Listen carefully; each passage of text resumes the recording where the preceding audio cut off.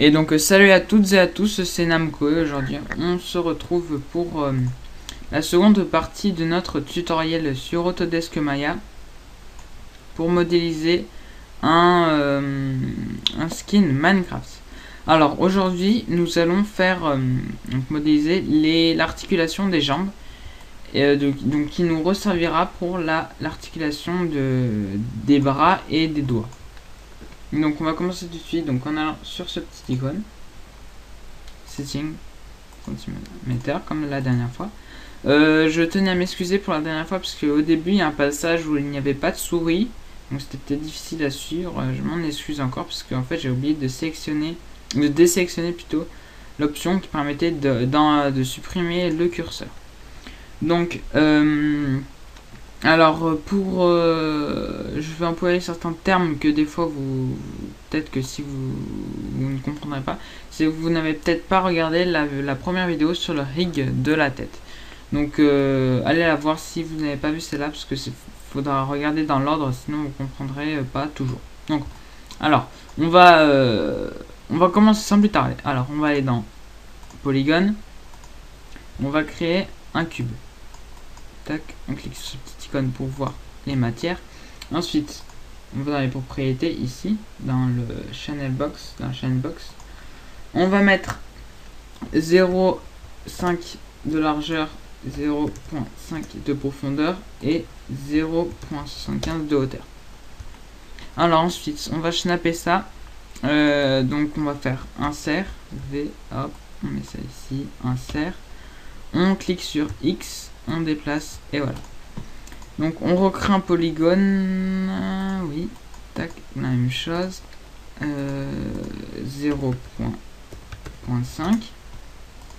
0.5, 0.5, voilà. Insert, V, tac. Voilà. Donc ce tutoriel sera vraiment court par rapport à la suite d'avant qui était beaucoup plus complexe, parce que là je vais vous présenter ma technique pour faire les jambes. Donc il y en a plein. Moi je vais faire le même parce qu'il y a des techniques où ça arrondit tout simplement un polygone qui fait cette taille. Mais moi j'aime pas trop. Enfin moi en fait c'est pas ma technique perso, c'est une technique que j'utilisais avant, mais maintenant j'utilise plus. Enfin c'est plus celle-là. J'utilise une petite variante, mais je vais pas vous la montrer. Alors donc ce sera la technique de base. Donc on va aller sur Windows Outliner. Donc ça c'est l'outil qui permet de voir les objets présents sur notre scène. On va pas l'utiliser tout de suite. Déjà on va cliquer sur ce petit icône ici qui met en transparent les icônes. Alors on va aller dans donc là faut vous sélectionner animation. Dans le curseur vous allez dans animation et vous cliquez sur Join Tool. Ensuite vous allez cliquer sur V. Enfin non. Ouais, j'anticipe un peu. Donc on va sélectionner deux polygones déjà et on va subdiviser ça de 2. Voilà. Comme la dernière fois, comme la tête. Ensuite, on va aller dans Animation. On va sélectionner donc l'outil pour faire les os. Vous cliquez sur V. Et vous verrez apparaître un petit point donc, au milieu. Vous recliquez sur V ici. Et vous recliquez sur V là. Voilà. Non. CTRL Z. Oups. C'est moi, je supprime. On prend l'outil pour faire les animations. V. Et on clique au centre. Voilà. Alors maintenant, très important, on sélectionne les deux et on enlève la subdivision, sinon ça déformera tout. Voilà. Donc là, en fait, on a la base de notre jambe. Alors ensuite, on va sélectionner avec l'outliner donc on regarde les sous-groupes et on sélectionne le joint numéro 2 et on fait shift clic avec lui, avec le cube 1, et vous allez dans skin, blend skin, et vous allez aller dans les options de blend skin. Alors ici vous mettez joint hiérarchie, closed hiérarchie, dual quaternion, c'est au niveau, ça déformera beaucoup moins notre cube, donc c'est ce qu'on veut. Donc là vous laissez comme c'est, normalement c'est comme ça, et vous faites apply.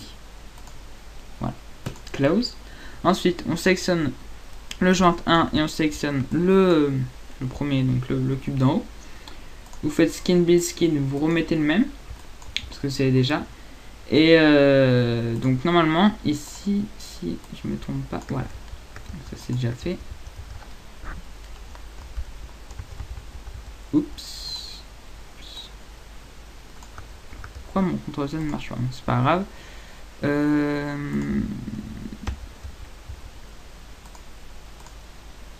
Tac, tac, excusez-moi. Voilà.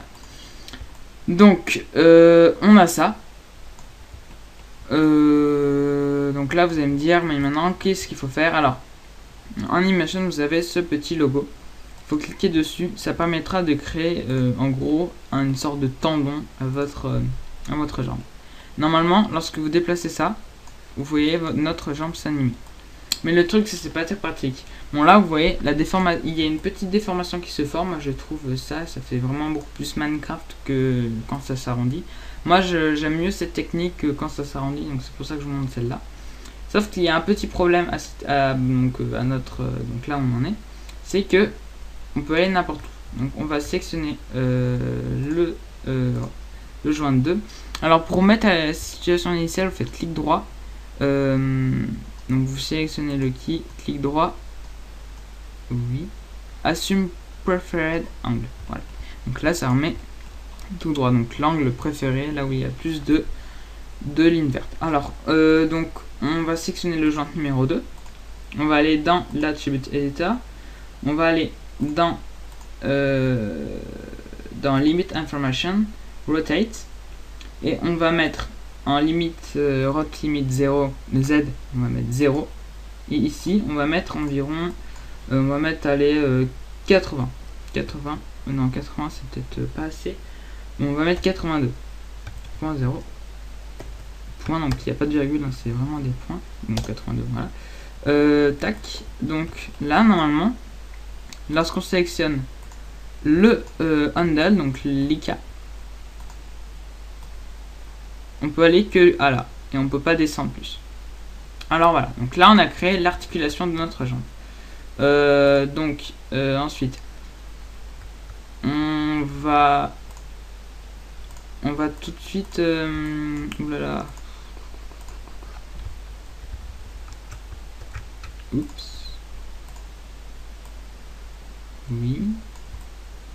oui, donc après un petit bug de logiciel, en fait c'est pas un bug, c'est que je m'étais mis en clavier QWERTY d'AZERTY, le clavier normal. Donc on se retrouve avec notre petite notre jambe. On est toujours avec l'IKI, donc qui marche bien. Alors pour les animations, moi je vous conseille quelque chose qu'on va faire tout de suite, c'est qu'on va aller dans Polygone, on va créer un nouveau cube. Donc vous me dites mais pourquoi un cube? Alors on va voir ça tout de suite. Alors on va mettre 0.6 en largeur, 0.6 en profondeur, et ce sera un cube, donc 0.6. Voilà. Alors ensuite on peut désélectionner cette option. On va faire clic droit, Assign New Material, un Lambert, tac, donc Material Attributes. On va aller dans Color, on baisse au maximum, et en transparence on augmente comme ça, comme ceci.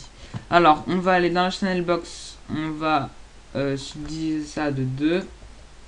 Non, excusez-moi, je dis n'importe quoi. Voilà. Oui, on va faire insert V, on snap ça, insert, voilà. Donc X, donc pour mettre sur la grille, on met ça ici, voilà. Non, on va mettre ça directement là-dessus. Ensuite, on va décaler ça de 0. Moins 0.3, donc ce sera moins 0.25, voilà, donc ça doit arriver comme ça normalement, et ici on décale sur le côté de 25 aussi, voilà. Donc là on a notre cube, voilà. Alors on va modifier son son point de pivot en faisant insert V. On va le mettre sur l'articulation. Donc voilà, donc là on a notre petit cube en plus qui nous permettra, ce sera vraiment beaucoup plus pratique, de faire l'animation. Donc je vous rappelle qu'il y aura une animation à la fin de ce tuto, donc à la fin de notre série de tutos.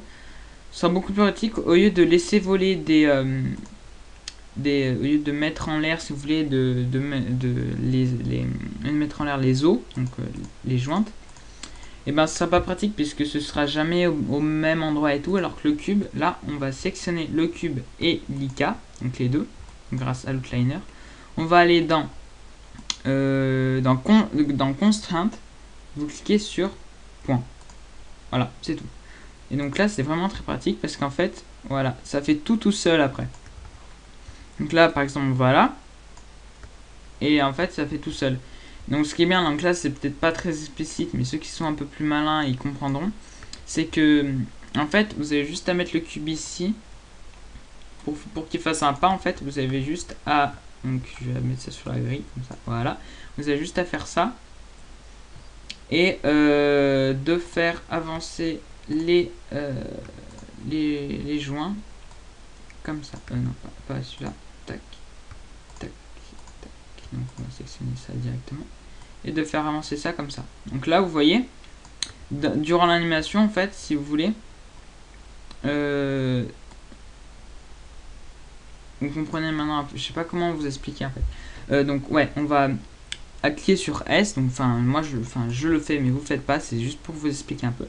Donc je clique sur S, donc c'est pour mettre une image clé. Comme ça, je vais ici et je vais là. Je vais comme ça. Voilà. Et donc là normalement ce sera tout simplement un pas. Ce sera beaucoup plus facile dans notre animation, si vous voulez, de faire ça comme ça. Comme ça, le pas se fera tout seul, on va dire. Bon, là, c'est un pas de course, hein, parce que le pas est vraiment accentué. Mais par exemple, si je supprime cette image clé et que je déplace ça vers le bas, tac, tac, ici, je mets l'image clé au niveau de l'impact. Mince, oui. Donc je mets ici, je me mets au niveau de l'impact, je descends un peu, on clique sur S et ensuite je copie, je paste et je mets ça comme ça. Et donc là normalement, donc je clique sur S, là normalement ça fait, vous voyez, un impact et c'est vraiment très pratique cette technique. Donc je vous invite vraiment à le faire, vous n'êtes pas obligé, mais bon, c'est ma petite technique. Donc voilà, c'est la fin de ce tutoriel. Donc c'était un tutoriel vraiment très court par rapport à l'autre, puisque en fait il y a juste le squelette à faire, mais faut le savoir quand même. Donc d'ici là je vous dis à la prochaine. N'oubliez pas de mettre un petit j'aime pour vous montrer que ce tutoriel vous intéresse, de mettre un commentaire pour essayer de m'améliorer dans mon commentaire, et je vous dis à la prochaine.